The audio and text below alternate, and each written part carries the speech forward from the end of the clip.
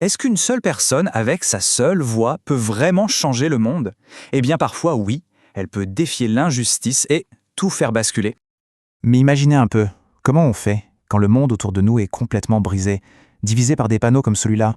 C'est exactement la question au cœur de l'histoire qu'on va découvrir ensemble. Allez, on plonge. On est en 1929, à Atlanta, en Géorgie. C'est là que naît Martin Luther King Jr. Et il naît dans un monde où, si on est noir, on n'a tout simplement pas les mêmes droits que les blancs. Et ça, Martin le voit partout, dès son plus jeune âge. Il comprend très très vite que quelque chose cloche, que la justice, eh bien, elle n'est pas la même pour tout le monde. Pourtant, en grandissant, il ne choisit pas la colère. Non, il découvre une autre force, une force bien plus puissante. Celle des mots, celle des idées. Alors voilà le parcours, en quelques dates clés.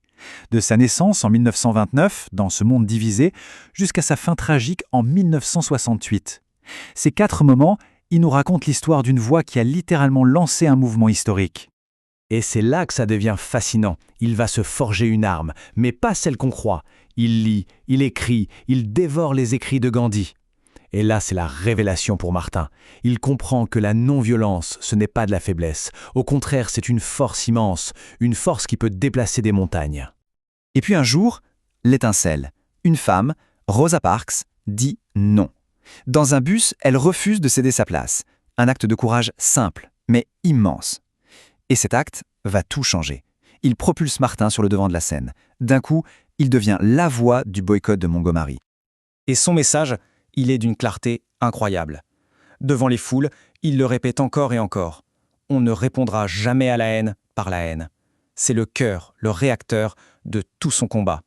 Et petit à petit, sa voix commence à se faire entendre. Partout, ses discours, ses marches, toujours pacifiques, commencent à capter l'attention de toute l'Amérique. Mais attention, la route est tout sauf facile. C'est même incroyablement dur. Les manifestants font face à une violence inouïe. Les chiens, les insultes, les matraques. Et pourtant, au milieu de tout ce chaos, Martin, lui, reste calme, droit, inébranlable. 250 000, retenez bien ce chiffre. C'est le nombre de personnes qui se réunissent en 1963 pour la marche sur Washington. Imaginez, une véritable marée humaine venue écouter un seul homme. Et là, l'instant est suspendu. Tout se résume à ça. Alors Martin s'avance, il prend une grande inspiration et il prononce ces quelques mots qui vont résonner pour l'éternité. I have a dream. Je fais un rêve. Son rêve, au fond, il est d'une simplicité désarmante.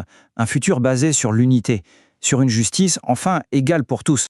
Ce rêve a changé l'Amérique, pour toujours. Mais alors quel est l'héritage qui nous reste de cet homme et de sa voix? En 1964, son combat est reconnu par le monde entier. Il reçoit le prix Nobel de la paix. Incroyable, hein? Mais ça ne l'arrête pas. Il continue la lutte, malgré les menaces constantes, jusqu'à ce jour terrible de 1968, où sa voix est réduite au silence. Et c'est ça peut-être le plus important à retenir.